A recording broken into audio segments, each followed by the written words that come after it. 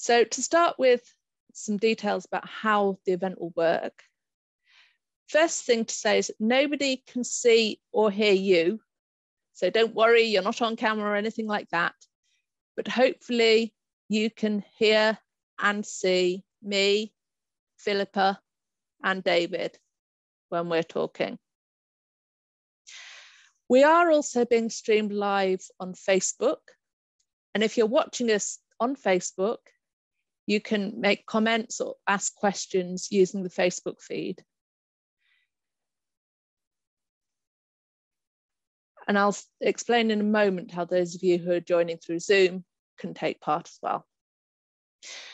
During the webinar, we're going to ask you to respond to 2 polls. These are just so that we can get an idea of how much difference this session's making, how much you're learning through taking part in this group.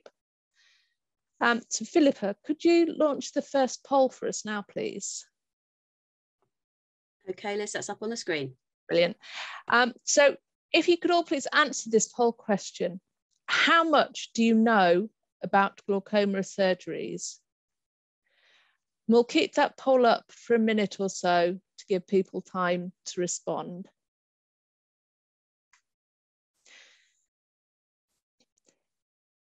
If at any time you have difficulties with your connection to Zoom, such as the audio or video breaking up, and it does happen to us all, a couple of things to try. Try turning off any other devices that are connected to your Wi-Fi.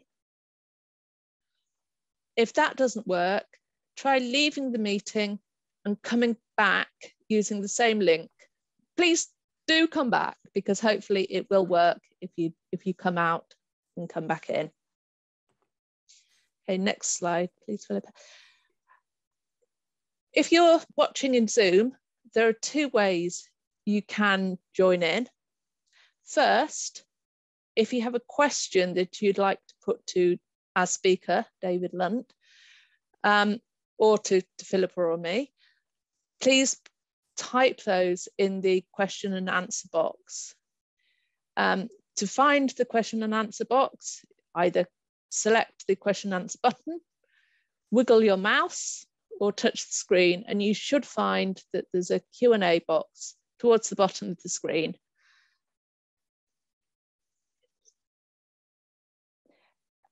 You can ask questions at any time, and we can see these questions throughout the session, but we will answer all of the questions, or as many of them as we can, after David's presentation, not during it. Even if you don't have any questions yourself, you might want to keep an eye on what questions other people are asking. If there's a question that you like, that you want an answer to, if you click the like button, that will mean that it's a more popular question, and the more popular questions will come to the top of the list, and we'll try to answer those first. The second way you can get involved is using the chat box. And if you can put any technical questions or problems into the chat, any general comments or any chatter, that should all go into the chat box. And to get there, select the chat button or press Alt-H on the keyboard if you're using a Windows machine, or Command-Shift-H if you're using a Mac. And we are really interested to know a little bit about who is coming to this session tonight.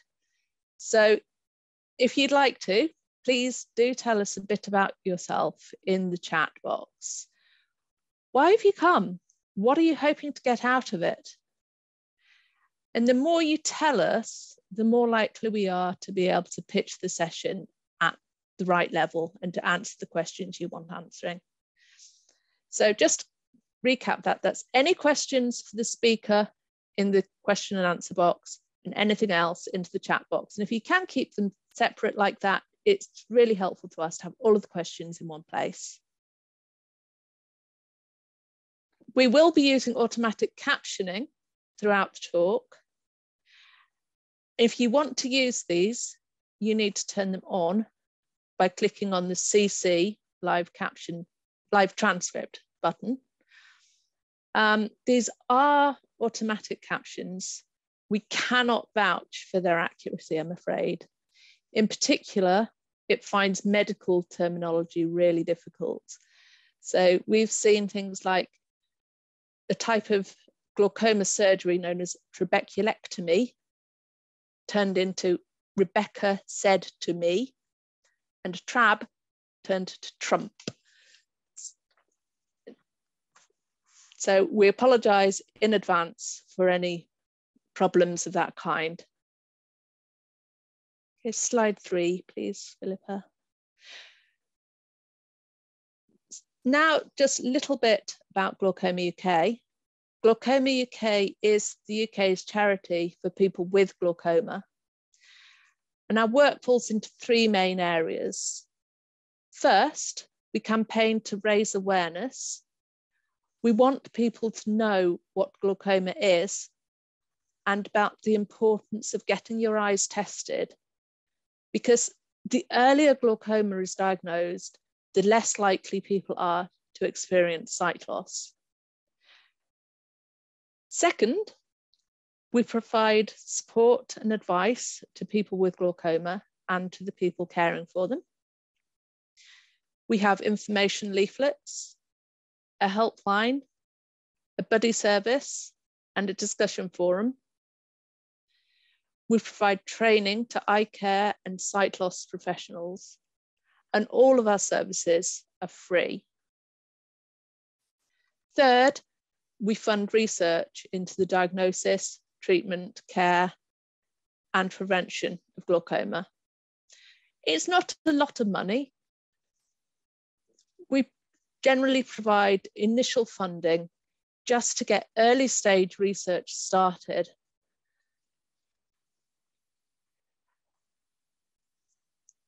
Okay, that's more than enough of me talking. So let's now get to the interesting bit, the bit that everyone's looking forward to. I'm going to hand over now to our speaker, Mr. David Lunt. Remember, please, to put any questions in the question and answer box. David, welcome. Thank you, and over to you. Thanks very much, Elizabeth, and thank you for the introduction. I think that introduction is bang on for me, really. I am very passionate about patient education, and I love the opportunity to speak at these meetings and treat it as an honour, you know, really each time I have the opportunity to do so. In terms of technical issues that everyone has, my video periodically seems to keep cutting off. So when I start the presentation, I'll actually just stop my video feed. So hopefully that won't interfere with the audio for anyone. And what I'll do now is I'll start sharing my screen. And then I will start the slideshow. And then I will stop my video. So if you can see my face in the corner, it'll disappear in a second. So as a as a glaucoma surgeon, I do always find talking about glaucoma surgery probably the most interesting. I think about it in simple terms, in essence, anyway, and some of the ideas that I'll share with you tonight, hopefully, you will be able to pick up on some concepts that perhaps haven't been communicated effectively to you. I know you'll all be from slightly different backgrounds at different stages on your glaucoma journey, I suppose. But again, you know, to reiterate what Elizabeth has said, any questions at any point, you know, please just fire away and we will cover as many as possible.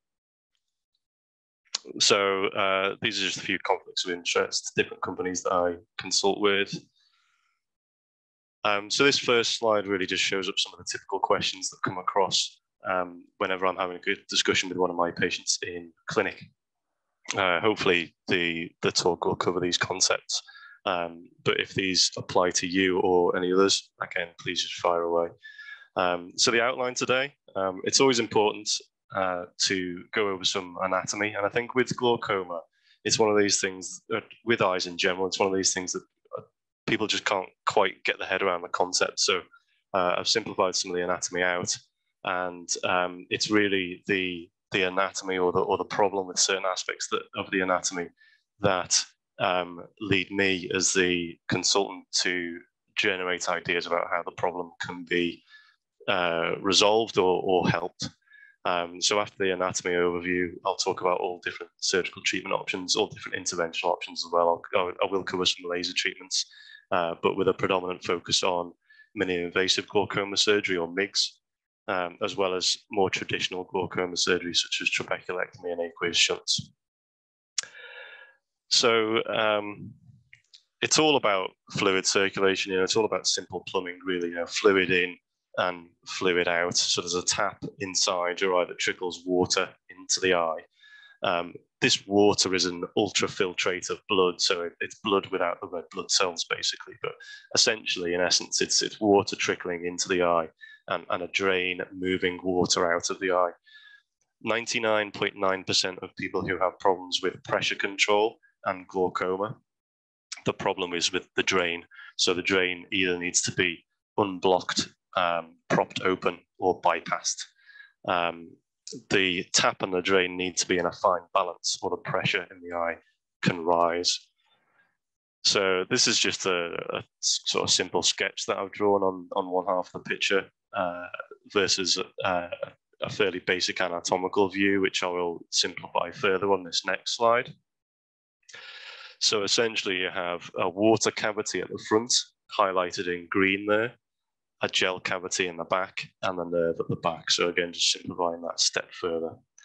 So the fluid circulation, for the purposes of the next few slides and for the purposes of the relevance of glaucoma, we're really talking about the water cavity. The gel cavity, it merely transmits the force. So the simple model of glaucoma, water builds up and cannot escape.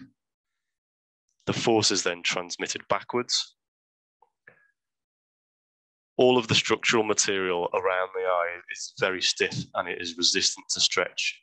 So what happens in any model like this, like a weak part of a football or a balloon, the weakest point is the part that outpouches. The weakest point in the eye is where the nerve enters the eye at the back here. So what happens? The nerve gets compressed and pushed backwards, and that's glaucoma. The visual effects subsequent to that are secondary to the nerve compression and the nerve being moved backwards and stretched. So here are two pictures. On the left-hand side, the healthy optic nerve. On the right-hand side, the optic nerve with glaucoma.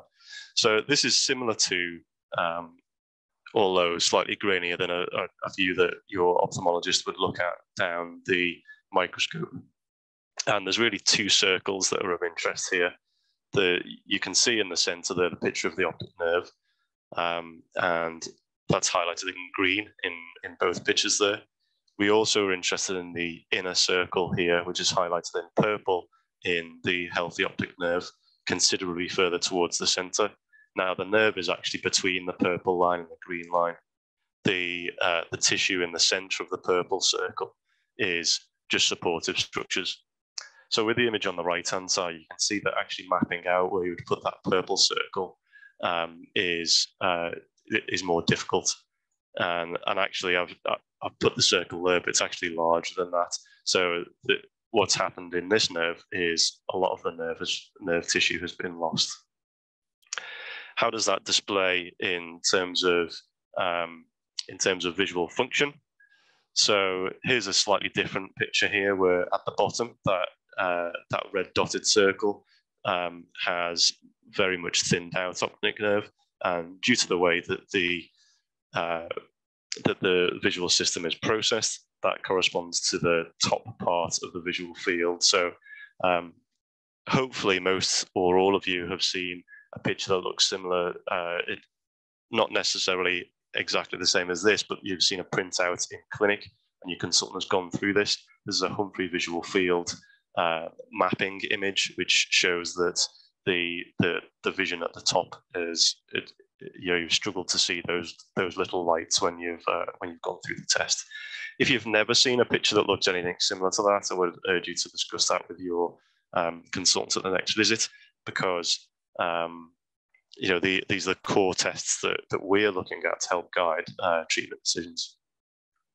So looking a bit more about fluid flow now, and this is particularly important for considering things like laser treatments and minimally invasive glaucoma surgeries like micro stents. Similar picture now, just rotated 90 degrees and zoomed in a little bit further here. So the fluid is produced by the ciliary process, which is at number 1 there and underlined. The fluid then, and this is also an unusual concept to get your head around, the fluid then actually travels through the pupil and into the front part of the eye and drains out through this structure called the trabecular meshwork. That's a very fine, multi-layered structure that the fluid slowly percolates through. With age, the tissue within this meshwork thickens up, stiffens up, and gets a little bit blocked. And in glaucoma, it's normally a disease predominantly of this tissue. The natural aging process is accelerated. After the fluid goes through the trabecular meshwork, it exits through this structure. And again, just to add some peculiar medical terms in, that's called the Canal of Schlemm, before it ultimately links up with blood vessels, the episcleral or the aqueous veins. So looking a bit closer at Schlemm's canal, or the Canal of Schlemm, this, as I say, is particularly important in terms of thinking about some of the minimally invasive glaucoma surgeries that are becoming more popular, certainly in my practice. This structure is, it has sort of, it's pinched in and can have multiple resistant points all the way around that 360 degrees next to the iris. There's another image there that actually shows you that the blood vessel network is a little bit more complicated. But again, just to separate out and simplify that, I've got a few images and animations here talking about points of resistance. So within all of these little tributaries and little tubes, there can be various resistance points. So there's not really a practical way of testing this day to day. Most of the tests that have been done on this to try and work out what the main site of resistance have been, on the basis of post-mortem testing. So as I said, the first, and in the majority of people, the predominant site of resistance is the trabecular meshwork, or the tissue just underlying that. Next away along is Schlemm's canal. And Schlemm's canal can get narrowed.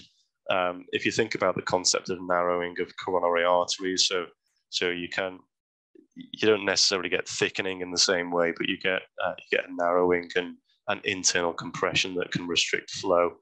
The next little vessels down there are the so-called collector channels, highlighted here in yellow, and they can stiffen up and shrink.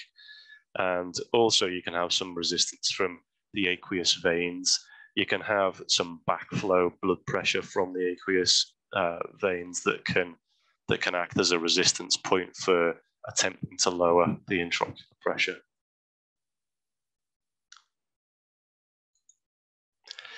So that's enough for anatomy overview, really. Hopefully that's about as straightforward as it can be. But if you've got any questions, I can always pull back to some of the slides if there's any particular queries about that. Next, we'll just talk about glaucoma surgery, which is the whole point of the talk. So again, just thinking about it in simplistic terms, what does glaucoma surgery do? It increases outflow, thereby lowering the eye pressure, thereby reducing the pressure on the optic nerve, which can slow glaucoma progression, but can't stop it. What it does not do, it doesn't cure glaucoma, and it doesn't restore any lost vision. Now, there's a slight caveat to that second point, because a considerable portion of patients who I've operated on have had very mild levels of visual recovery. And that's because previously there was a concept of alive nerve fibers and dead nerve fibers, but actually there's a category in between of sick nerve fibers, and some of those sick nerve fibers can recover some function again, to the extent where on visual field testing, occasionally you can see a little bit of visual recovery, which equates to some degree of functional recovery.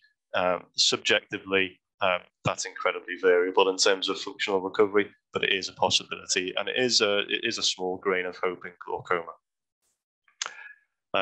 Now to separate out the different types of intervention that can lower eye pressure. So these are on a spectrum really from the least invasive to most invasive.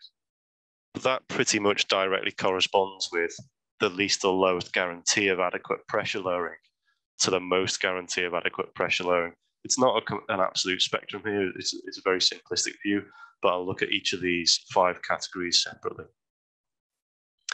Firstly, becoming ever more popular is laser treatment, no less SLT, selective laser trabeculoplasty, which is in the updated NICE guidelines, come to the fore in terms of being considered a first-line treatment for ocular hypertension or open-angle glaucomas, almost all subtypes of open-angle glaucomas except for pigment dispersion glaucoma. This is something that I try and offer a first line for all patients that meet that category, and is based on Professor Gus Gazzard's light trial. I was fortunate enough when I worked in Moorfields to work for Gus and saw some of the patients in this trial, and I've adopted the same parameters in my practice, and most units will gradually start to be doing this sort of treatment more first line, as opposed to initiating eye drops necessarily first line, which has historically been the first line treatment for a long, long time. So what SLT does is, on a cellular level, stimulates the trabecular meshwork cells to work more effectively. Now, previous forms of the laser trabeculoplasty, so-called argon laser trabeculoplasty, used to burn little holes in the trabecular meshwork that you could see down the microscope, and that's how it used to work. You know, I mentioned before that this meshwork is multi-layered, so it used to work by blasting a few tiny little holes through this meshwork, and so fluid could physically flow through these larger pores, whereas SLT seems to work on a cellular level to the extent where even with a high-powered electron microscope afterwards, you wouldn't be able to tell that there is any physical difference to any of the cells there. Secondly, iridotomy, which is common in patients with various angle closure glaucoma subtypes or primary angle closure suspect patients. This involves putting a small hole through the edge of the iris muscle to allow a potential separate, let me just see if I can get my pen up here, a separate pathway for the fluid to come through here, so it doesn't have to rely on going through this space, which in patients who are very highly long-sighted have shorter eyes, and this space here is very, very small, and that is often the predominant risk factor of developing acute angle closure glaucoma.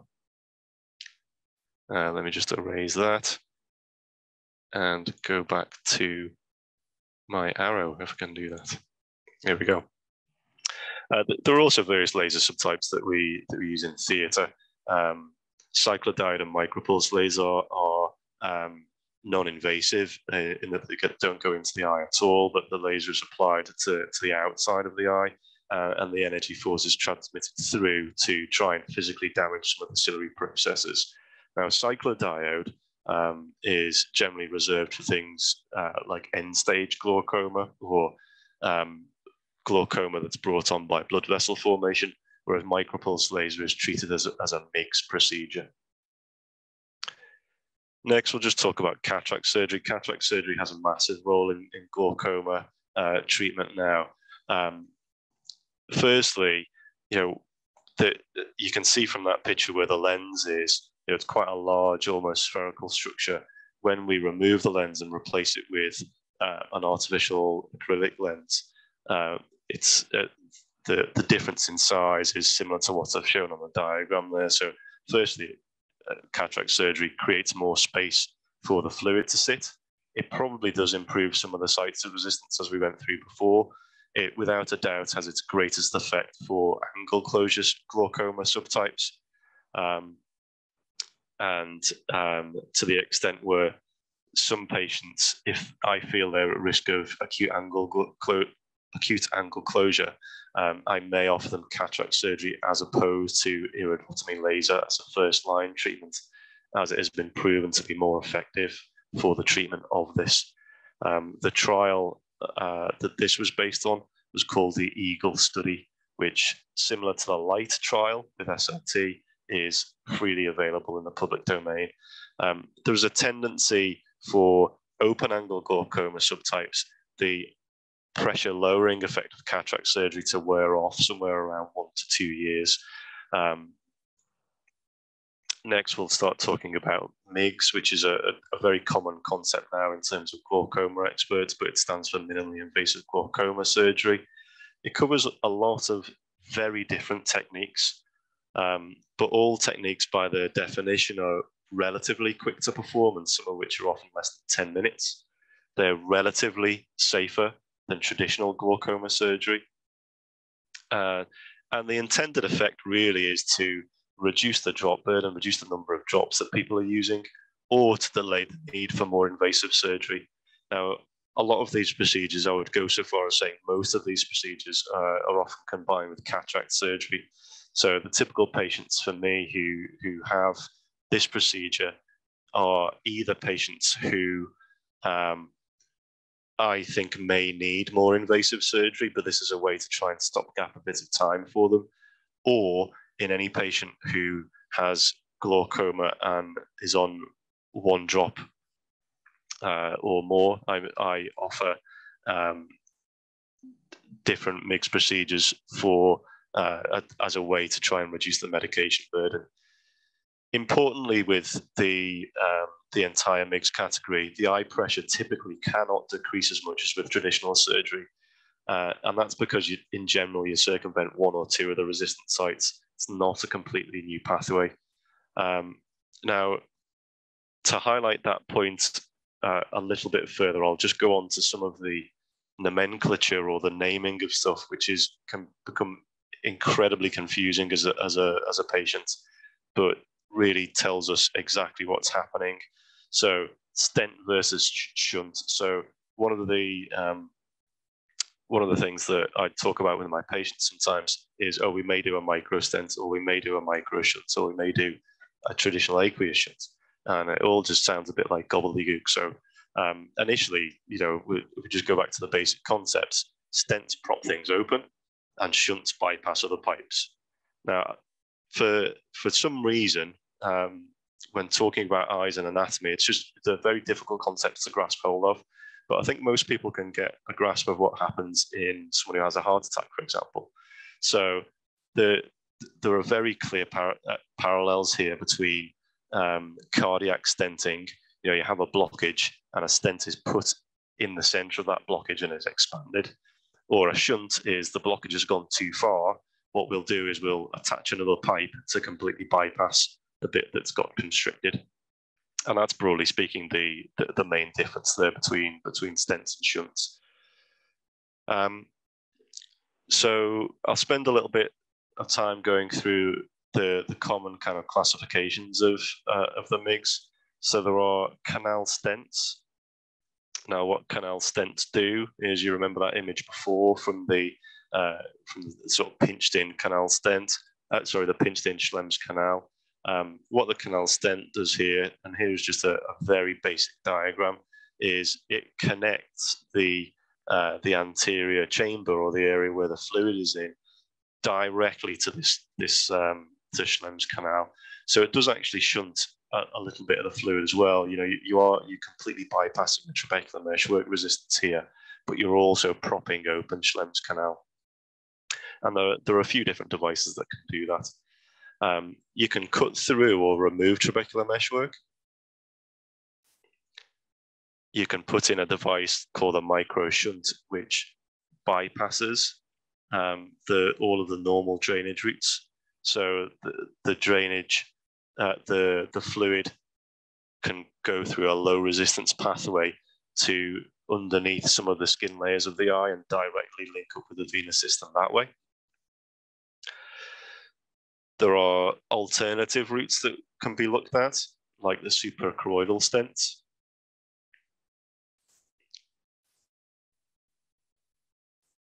And you can damage the ciliary processes internally in a similar way as I was talking about the micropulse and the cyclodiode before, but this is an endoscopic guided internal approach with direct visualization of the ciliary processes. And there are a whole host of different devices for these things here. So, you know, the sorts of things that I have some familiarity with and predominantly do the Hydrus micro stent and the PreserFlow micro shunt. I have a little bit of experience with some of the others, but this is what makes it difficult to navigate through as a patient, really, because at the end of the day, you know, the specialist in front of you may or may not have been trained on one or more of these different types of surgeries. So, you know, you need to look after number one here and do your own research and don't be afraid to ask, you know, what is the surgeon's particular level of experience with this device or that device? What are the long-term results from this device or that device? Because most of these are fairly new, but there is, in general, adequate evidence to say that a lot of them are pretty good.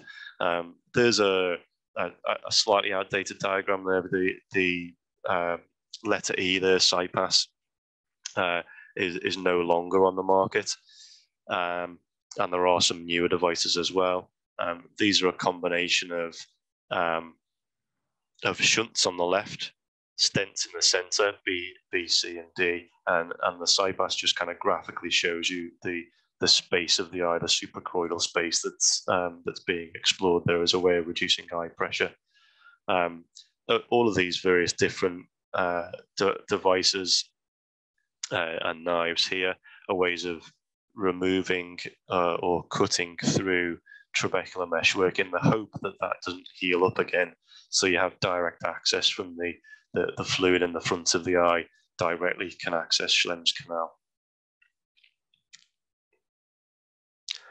Okay, so I'll move on. I'll come back to talking about microshunt surgery shortly because I think that is a slight hybrid halfway between Migs and trabeculectomy. But first of all, I'll spend a few minutes just talking about trabeculectomy. This has been the gold standard glaucoma operation for over 50 years now.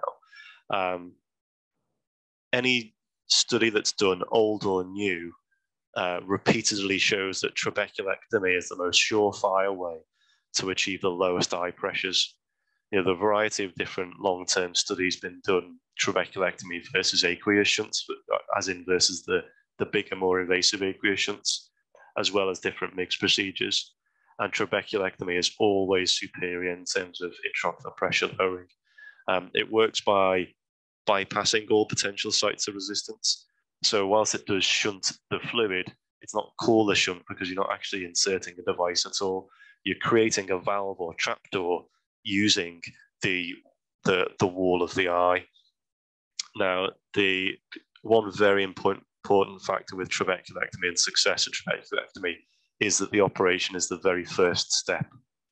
So if you're going to have trabeculectomy, it's important that you realize that at day one or week one or even week 3 or 4, the healing process has not fully completed.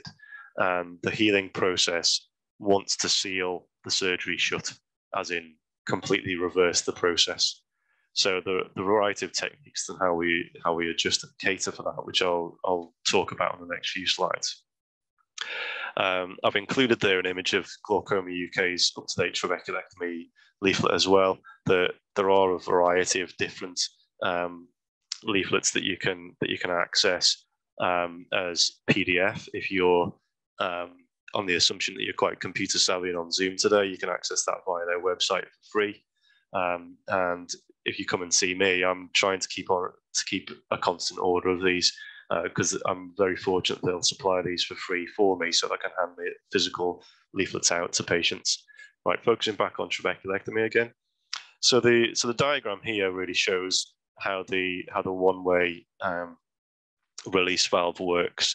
So the fluid in the front chamber trickles through this valve to enter a fluid reservoir, which is underneath the skin layers of the eye, which connects up with the same blood vessel system that I was talking about before in terms of the in terms of the simple plumbing approach to thinking about glaucoma surgery. So another way of saying that the operation is just the first step is scar tissue is the enemy. You have a hip replacement. What you want is you want it to heal up as fast as possible, so you can get up on your feet and for it to be working for you to get going. With trabeculectomy, the surgeon and the patient never wants it to fully heal. We're purposefully trying to create this one-way release valve of the fluid. There are 2 layers of sutures. There's the flap itself, and normally inserted there are adjustable or removable sutures. So over the first few weeks, they can be adjusted or removed according to the healing response and according to the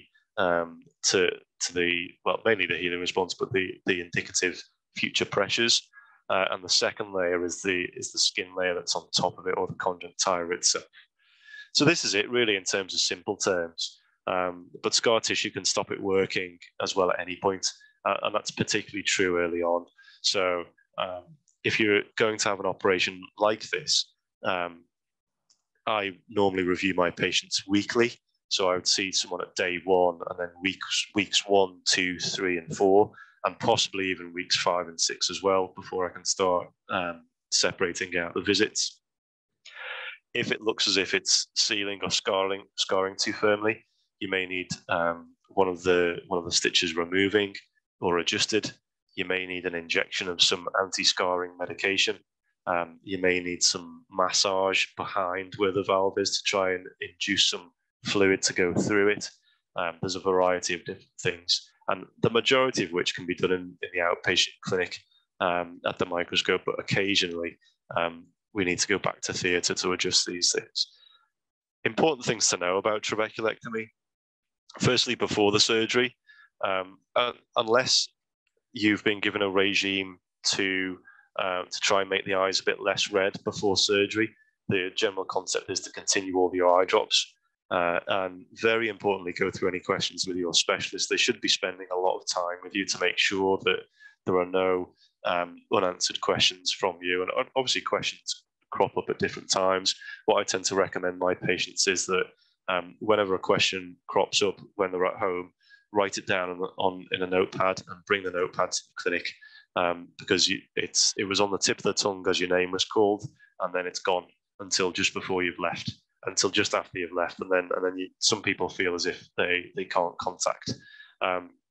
Your specialist should also give you contact details of their secretaries, and sometimes I'll call patients on the telephone to run through a few quick things, or I can call patients on their telephone whilst they've got various loved ones or people who they make these decisions with present, so we can run through things. This is particularly important now when a lot of patients are having limited visitors or accompanied friends, etc., into the clinics.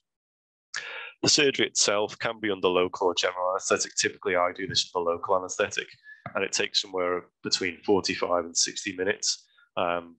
As a general rule, we apply some anti-scarring medication. Now, the anti-scarring medication that we use for this was initially designed as an anti-cancer treatment, but it was discovered that it works very well as an anti-fibrotic or an anti-scarring thing as well. So if you have any questions about that, because it has certain medical regulations alongside it, if you have any questions about that specifically, either ask the question today or ask your specialist. As a general rule, you'll have a pad on the eye after. You'll need to wear a rigid plastic shield at least at night for a minimum of 2 weeks. You will be kept fairly physically inactive. You can walk briskly, but that's about it. What I typically say to people is anything that is more strenuous than bending down to put your shoes on, you should avoid. So avoiding things like carrying the Hoover upstairs, avoiding things like carrying bags of shopping, very important. What can happen with this surgery if you do anything too strenuous is you can force some fluid through the site of surgery, which can loosen the sutures, at worst needing you to go back to theatre to have things tightened up. After surgery, typically all of the preoperative drops are stopped, so your normal glaucoma drops are stopped, but you do swap that with some very frequent anti-inflammatory drops. So for example, my patients for a month afterwards have an antibiotic that they use 4 times a day and an anti-inflammatory or steroid they put in every single hour. They're awake for 4 weeks, so it's quite an undertaking. After trabeculectomy, what does it look like? So it tends to look a bit red, it can be a bit scratchy, a bit sore. The vision often is worse for a little while, which is sometimes a difficult concept to get your head around, but most people realize that glaucoma is something that typically affects the peripheral vision. You have an operation on your eye, it can reduce your vision entirely for a short while until all the layers just settle down from the swelling. As I said before, you might need weekly review, and there's a variety of different things that might need to be carried out over the first few weeks. Not many people get away with having no sutures removed or adjusted. The vision can be blurry, as I've said, and it can be irritant or painful. Some images there from about a month on afterwards. Typically, it tends to look more or less like a normal eye. Most of this is tucked up underneath the top eyelid. So if you were to ask a friend to take a picture whilst you look down and lift your eyelid up, you could do that, and you probably could see some evidence of the surgery, but it's not something that is cosmetically changing. After a month, the very intense eye drops are weaned down, adjustments are much less likely, and the gap increases between your visits to hospital, which most people like. A few additional points about trabeculectomy. Surgery in general goes very well. The success rates are really very good. But as I've said before, even a smooth course involves lots of visits and will involve some interventions in clinic. About 1 in every 20 within the first month need to go back to theatre for either low pressure or repair of leaks or for some of the other procedures that I mentioned before. And about 1 in every 10 in the first year need to go back to theatre for high or low pressure. For example, to undo some of the late scarring that can happen. Some patients actually periodically need to go back for a procedure called needle revision due to late onsets of scarring that can gradually seal things shut again. So moving on now to PreserFlow, as I said before, it sort of bridges the gap slightly between Migs and trabeculectomy in that it's not a quick 10-minute procedure, but it is quicker than trabeculectomy, and the post-operative phase is quite different as well. So this is a general concept that covers micro shunts, including Zen implants and PreserFlow. I just have more experience with PreserFlow, so that's what I talk about. So PreserFlow uses a lot of the core principles of trabeculectomy surgery in terms of it bypassing all the potential sites of resistance, but instead of creating a valve, it uses a small tube to create this flow, but in exactly the same area and in exactly the same flow from A to B, if you like, from inside that water chamber to the little fluid reservoir, or more commonly called a bleb, underneath the outer skin layer. There's a few different images.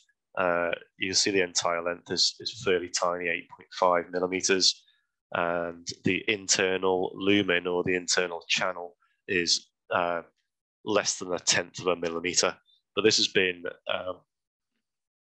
developed over quite a long time, both in terms of the length and the width of the internal tubing, to minimize the reduce of the pressure going too low early and maximizing the closest to 10 millimeters of mercury that you can get, which is thought in most people to be an ideal target.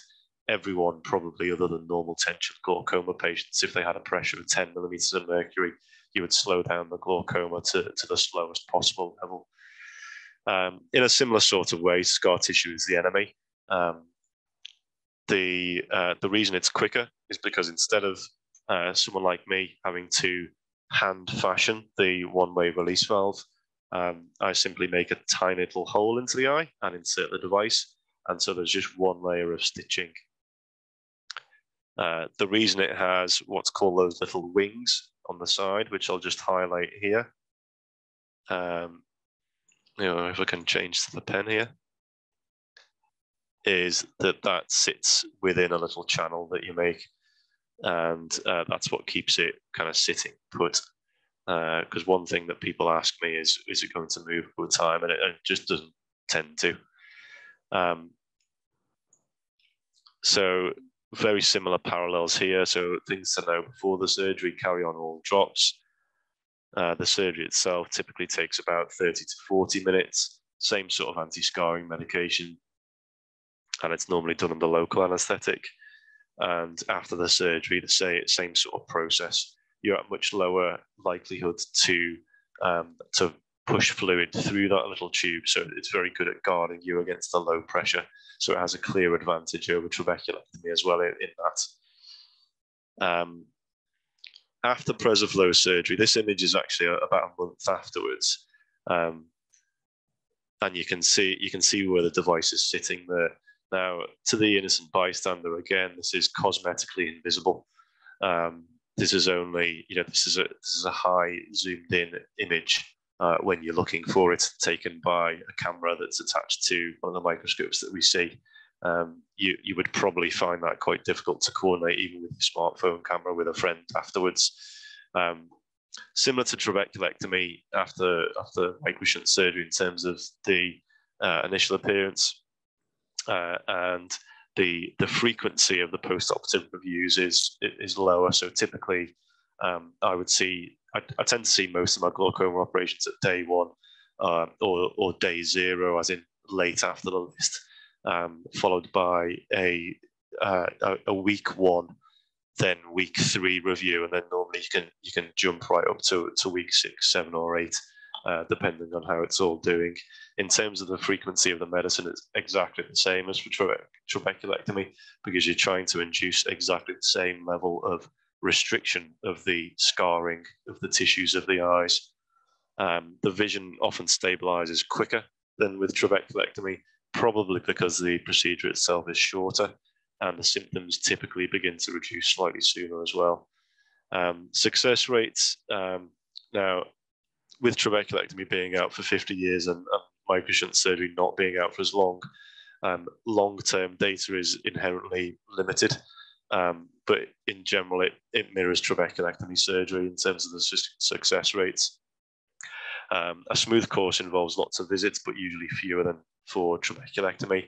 And similar numbers will need to go back to theatre for exchanging the device, for an extra stitch, and so on.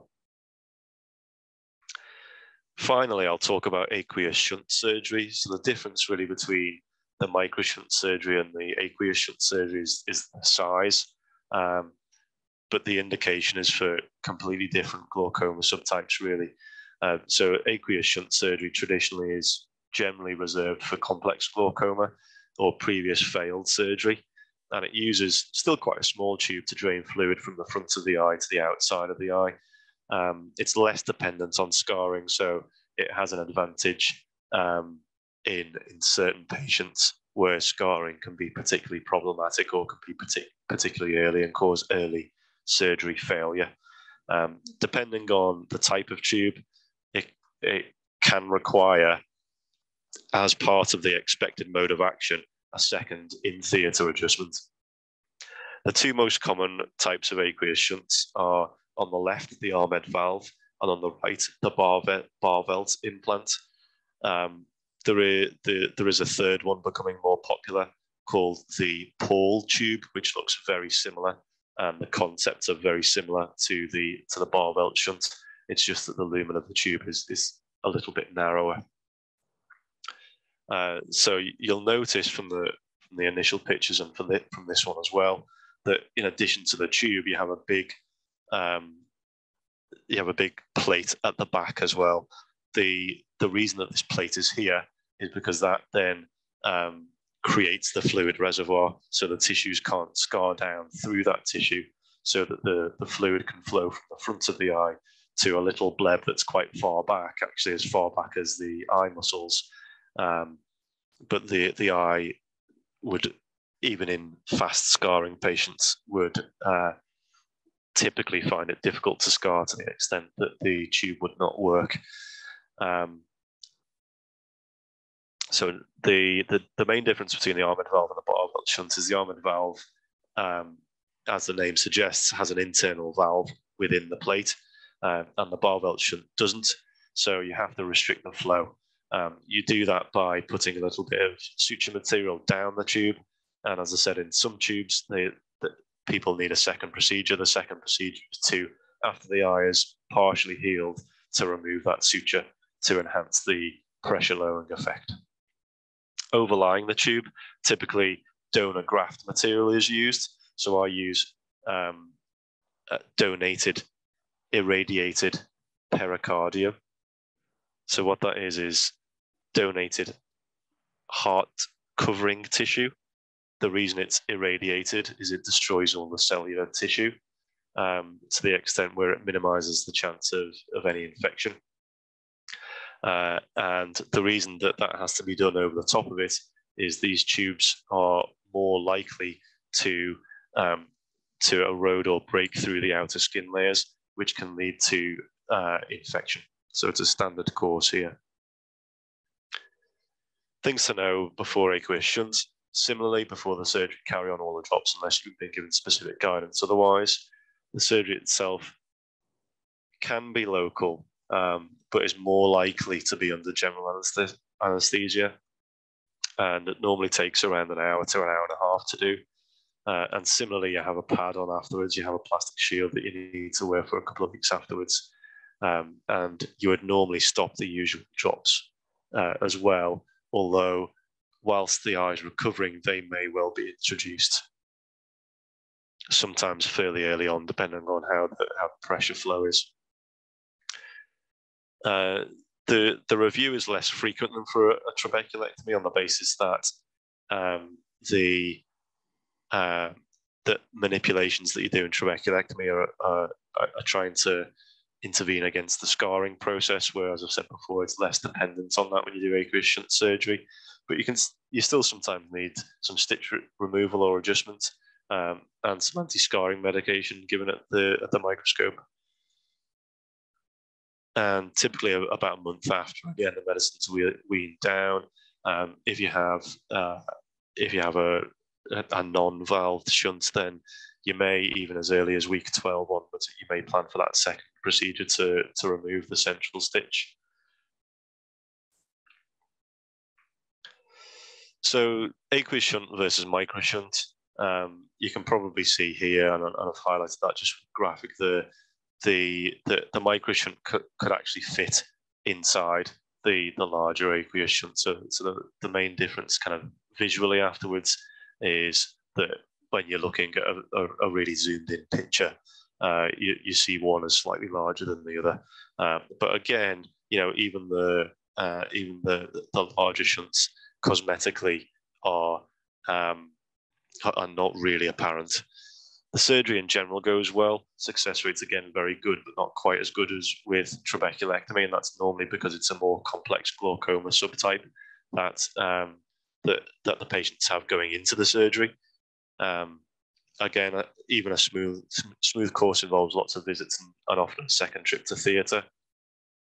And different to trabeculectomy, often the previous medications can be added in quite early on. So which operation will work best for me? So this is the sort of final concept that I'll go through. I'll just spend a minute or so doing that, because I know I've spoken didactically for quite a while. It'd be good to go to some questions in a sec.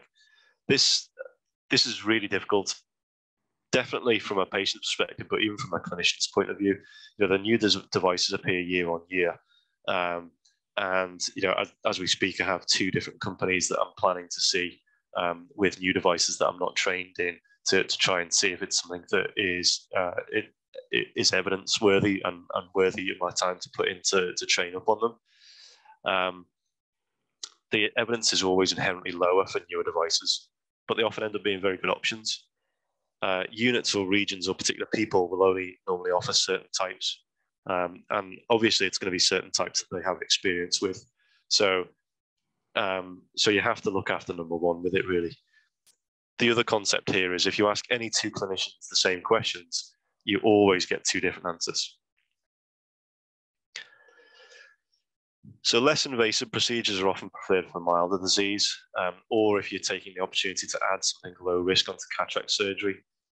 Cataract surgery after a trabeculectomy can cause it to heal and subsequently fail.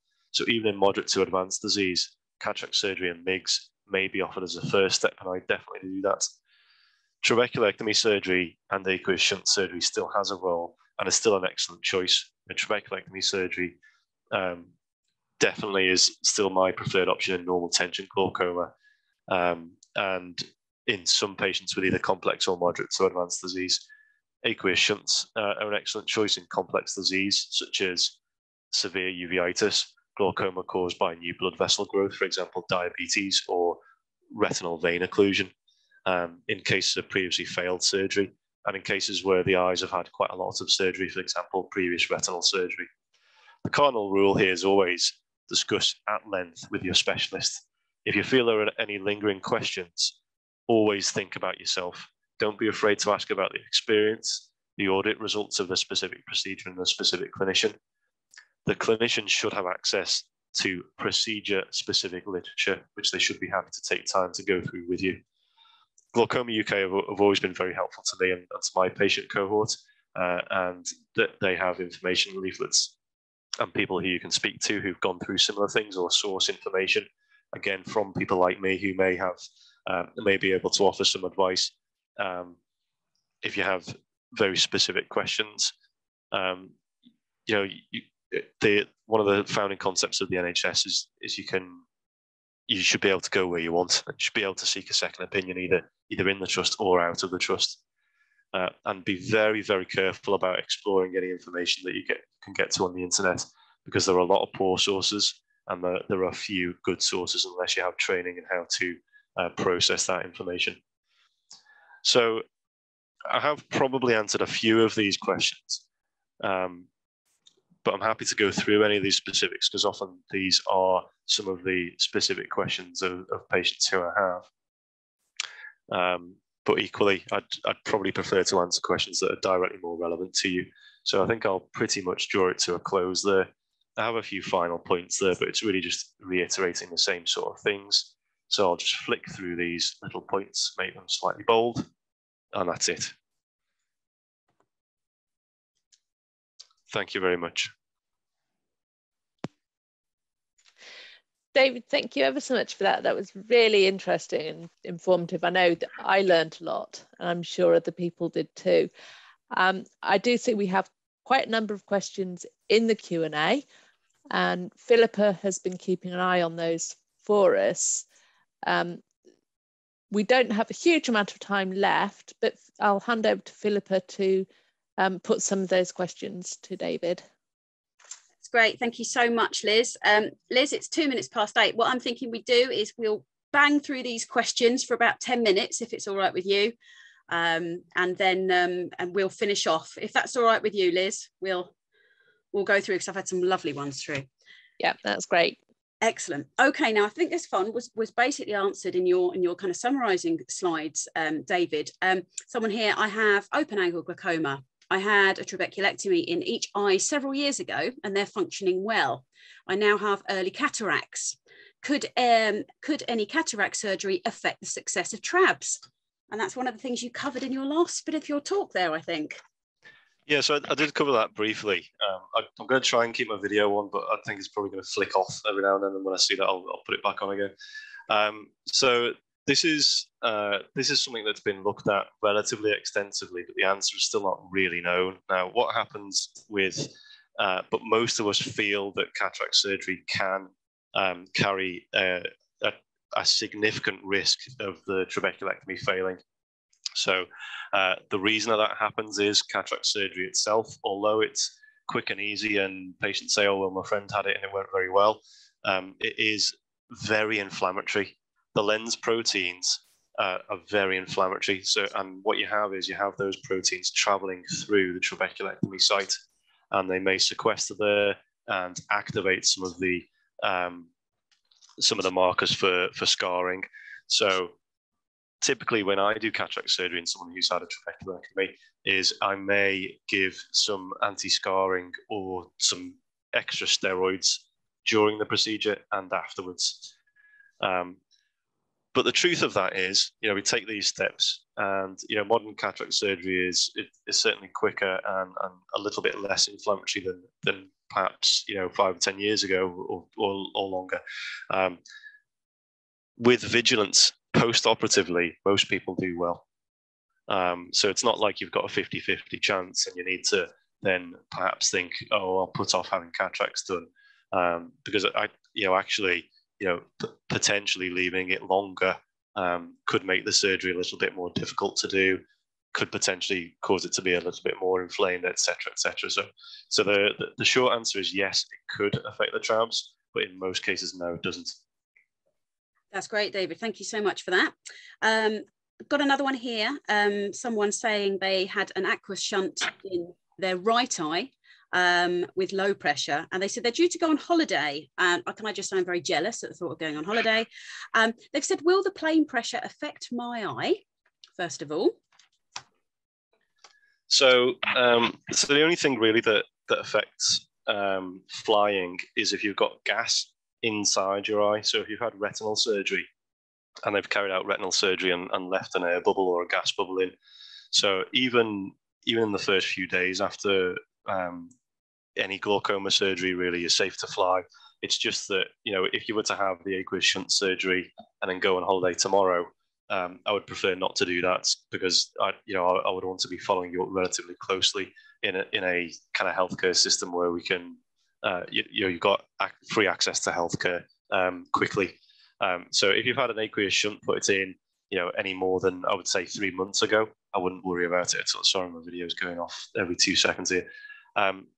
I've pulled up the Q&A here, so can I answer that second bit as well? Yeah, can they swim in the pool? That one. Have you got on? Yeah, so thanks for that question.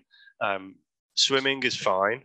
I advise people that whilst they're on the steroid drops afterwards, that can reduce your local immune system slightly. So in the first 12 weeks, which is my typical post-operative period for keeping someone on steroids, I would say please try and avoid it. It's hard to do it because some people are used to swimming every single day. But after that time, it should be fine and it shouldn't really affect you. That's great. I've got one here. Someone's had a hydrous stent surgery. It wasn't possible for the surgeon to insert the stent due to an obstruction in the Schlemm's canal. What might be an alternative surgery for me with this in mind? And this person has normal tension glaucoma. Okay, yeah, that's a good question. So what's happened here really is, I mentioned to you about the concept of the Schlemm's canal. There are all these really difficult concepts to get your head around, but Schlemm's canal is not, it's not like a hose pipe. It's more like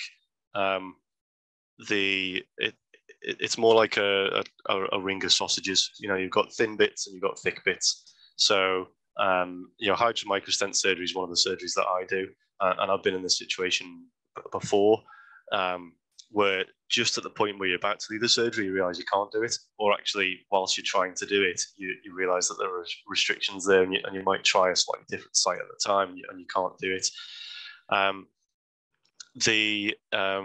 It sounds, it's very hard to go into specifics with specific people, but it sounds that this has been a trial that whilst you've been having cataract surgery, or maybe even as a standalone thing, it's been an attempt to try and reduce the pressure as much as possible. The main issue in normal tension glaucoma and Migs procedures is that often we need to achieve pressures at 10 or even below 10. So it may be that you're facing something like trabeculectomy, which has a more guaranteed one-off surgery to try and reduce the pressure as much as possible.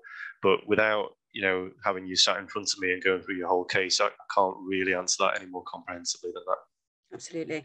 We've got Facebook, lots of questions from Facebook coming in as well, and some comments. I've got someone here saying, I'm 60, diagnosed about 20 years ago, and after an initial 5-6 years of being seen at the hospital, I'm no longer called for eye examinations. And this is probably quite familiar for some of our viewers watching. I still take my drops, but apart from my annual sight test, is there more I should be doing? Basically, the annual sight test will be the place, won't it, where things like pressures and visual fields and things are taken for this person. Yeah, I mean, it sounds as if you know, you've sort of fallen off the system, really. It seems like quite a long gap, doesn't it? Yeah. How long was it again, Philippa? They 20 years ago diagnosed, an initial 5-6 years of being seen, so perhaps not seen for 14 years or so. Yeah, so really, you whilst the annual sight test is good to kind of pick up any glaring issues there, you really need to be referred back in. Now the route for that is either discuss with your optician so that they can send the report to the GP and refer you in, or to talk directly to the GP. It's all a bit long-winded, and it's difficult to access GP care as well as, you know, accessing routine eye care as well. So it's not the correct use, but it may be that you have to even explore the acute eye services where you are, just to at least have, so you can have some kind of face-to-face contact, and you're more likely to be guaranteed to not be fobbed off on the basis that, you know, a lot of the units are struggling with huge numbers and backlogs, etc. But that's you know, that's too long.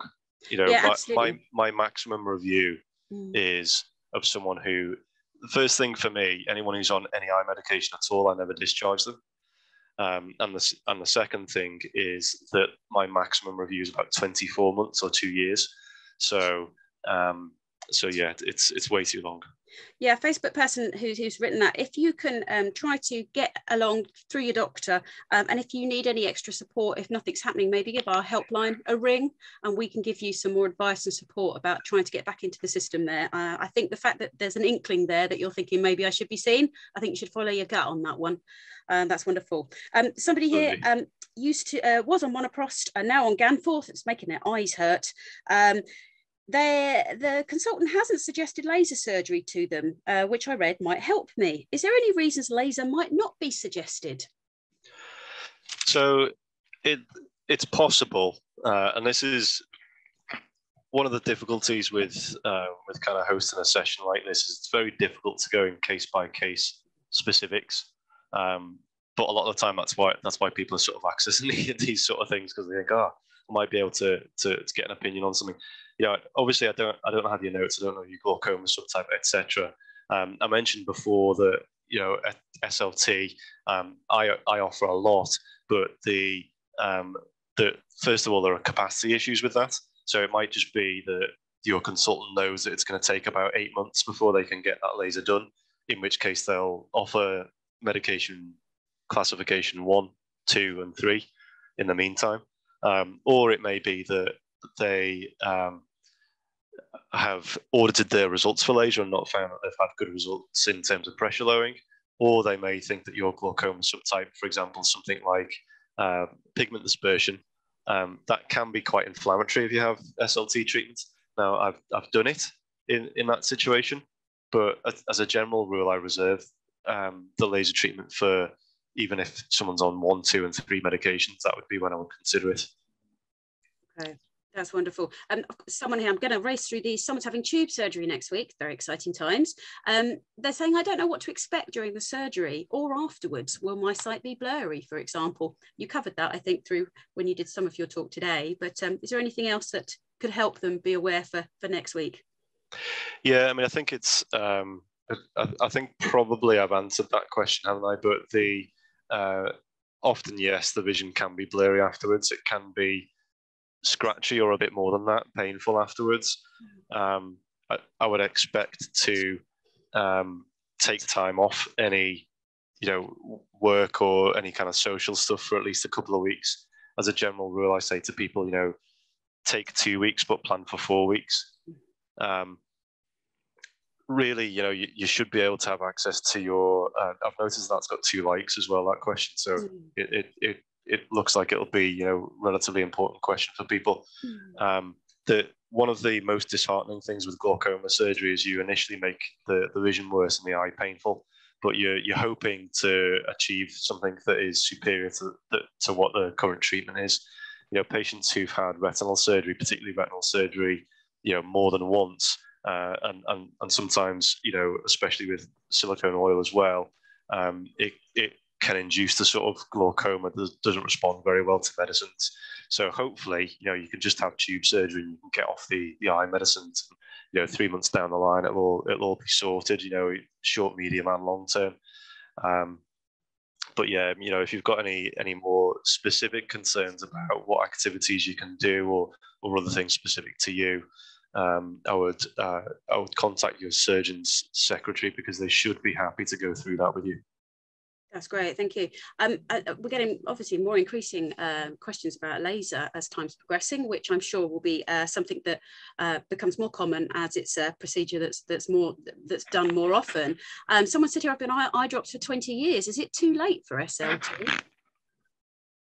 So the answer to that is possibly. Now the light trial that I talked about before.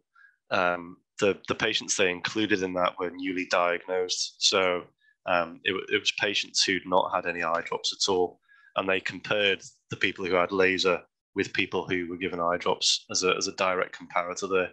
It's known that taking eye drops, other than being fairly unpleasant in terms of irritation to the eyes, in terms of having to organize your whole life around when you can put the eye drops in, going on holiday and all these sorts of things, it's known that the eye drops themselves can damage part of the drainage meshwork whilst they're trying to help it.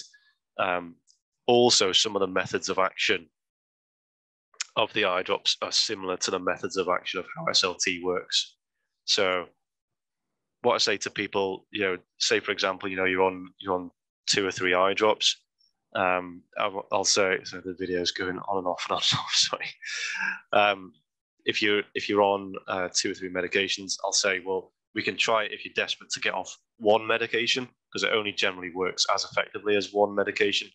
But if you've got control with what you're currently on, don't rock the boat. Absolutely. And I'm going to finish with this last one here. I've got 3 likes for that. This one, what happens after my Aqueous shunt stops working? Are there kind of futures after that? Yeah, so the good thing about glaucoma management is there are always subsequent options. So it depends a little bit on the clinical case and exactly what type of aqueous shunt you've had in terms of what the exact options are. Sometimes the surgical site itself can be rejuvenated. I mentioned about it being resistant to scar tissue, but it does scar over time. And what can happen is the bleb that forms over that little plate can sort of shrink wrap over the plate. You can remove or cut through some of that tissue as a revision procedure, and it can work very well.